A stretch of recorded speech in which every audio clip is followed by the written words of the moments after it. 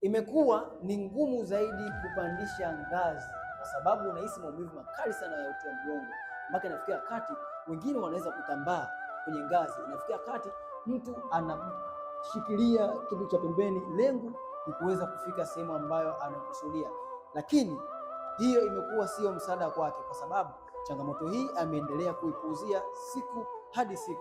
Lakini changamoto hii anaendelea kuchukulia kama jambo la kawaida kwa kuendelea kutumia dawa za Piroxicam, Tramadol ili aweze kuondoa changamoto yake, bila kujua hii ndiyo sababu mojawapo ambayo inaenda kuongeza maumivu makali sana ya uti wa mgongo ambayo hivi sasa unayahisi. Hicho kitu ambacho hivi sasa unakihisi cha maumivu makali sana, upande mmoja kalio kushuka chini, wakati mwingine anaambatana na shoti, mpaka mtu kukaa chini kwa muda mrefu anakuwa hawezi, kwa sababu anakuwa anahisi maumivu makali sana ya uti wa mgongo. Na hii kwa kweli unachukulia ni kawaida. Yangu hii changamoto kama itaendelea kufika stage 4 au utaendelea kuipuuza, matokeo yake ya mchana ambao umeyafanya, basi itakuwa ni moja kwa moja kuweza kufanywa upasuaji.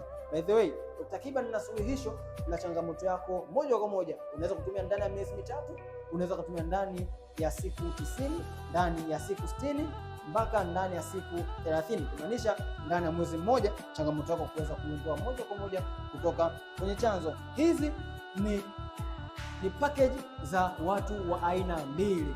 Package moja inaenda Dodoma na package moja inaenda mkoa wa Mwanza. Hawa ni wagonjwa ambao wameniona kama hivi sasa unavyoniona, na wameamua kuniamini na kuchukua hatua mara moja. Lengo ni kuweza kuondoa changamoto yao moja kwa moja kutoka kwenye chanzo. Unasubiri nini sasa? Kuwa nami katika hatua yako ya uponyaji na kuona matokeo yako yakiwa mazuri.